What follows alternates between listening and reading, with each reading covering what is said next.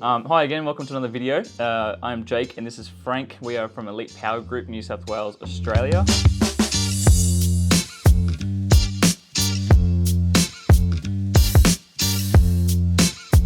Today we're going to talk about solar and frequently asked questions that we get. So the first question is, Frank, can panels work on rainy and cloudy days?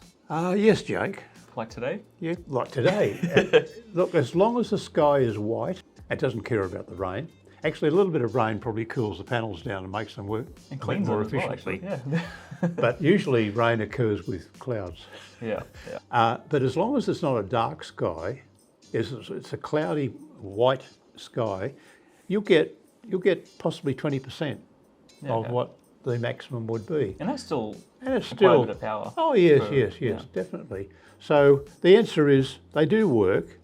Of course, they don't work as well, but if you're dribbling all through the day with the small amount of power, There's still the energy is quite respectable. A bit like So- leaving a tap dripping all day. It's amazing how quickly that bucket fills up. On a rainy or cloudy day, there's obviously not sunshine. So It's not optimum, but it's not a disaster. yeah, so does that mean that panels aren't actually reactive to sunlight directly? It's more No, something else? they're reactive to any light. Okay. They basically, photons of light hitting the cell generate a current flow through the cell. Well, so out of curiosity, if you had a panel and a torch, would that do anything? Yep, yes, Really? yes, definitely. Wow. Yeah, you could, yeah, of course. That's pretty cool, actually. I did not know that. It doesn't care what sort of light it is. How do people know if their houses are suitable for solar? It's good to have low shade. If your house is actually shaded totally. A forest or something, it wouldn't quite Yeah, work if it's yeah. trees everywhere. Yeah.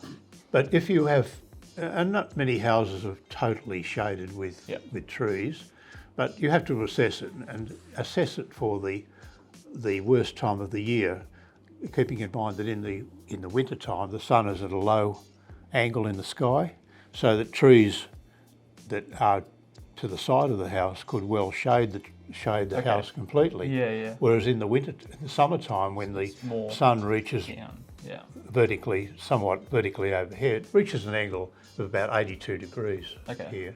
So what else other than shading is a factor of a suitable solar installation? Well, you have to look at the usage, the energy usage of the home.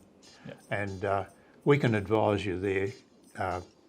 We can look at your site and through software, and we can make very accurate estimates of the yearly yield. So installing solar, having it suitable for your home. So you've got shading, uploading a bill and getting the data, figuring out, you know, if it's going to be any good. And just talking to us about your how your family uses electricity. And we can do, if you want to get some more data, we can actually data log your house with some little smarts, Yeah. and actually see what the various parts of your house are drawing at various times of the day and night. And we did Dryers, an episode about clothes this, didn't dryers. we? We did an episode about this. We have The done last that, yeah. episode we did, Frank and Jason went through a couple of solutions of how to Yeah. minimise the energy price increases. What are the maintenance requirements for panels?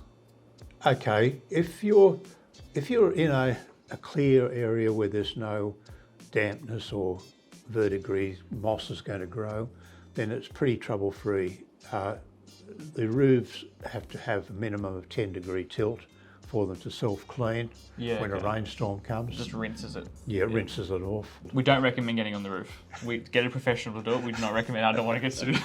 Oh, okay.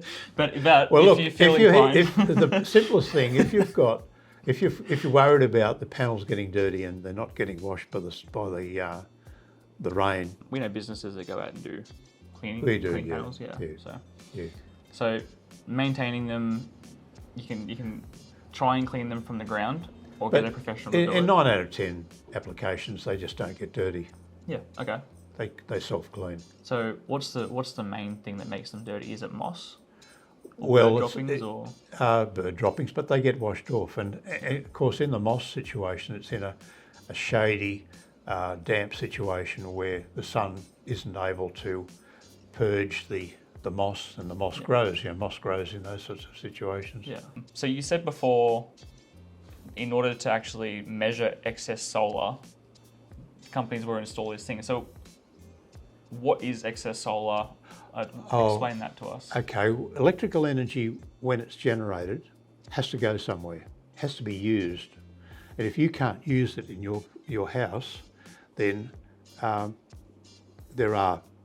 inverters will cut down the production to suit your consumption, but why not send it somewhere where it can be used, to the house next door or houses up the street? So this is like midday when it's sun shining. If you're on holidays and the only thing that's running is the refrigerator, then most of the day you'll be generating more than the house. Even in winter time, it'd be more than the house requires. Yeah. So that goes out to the street and benefits people in the surrounding area.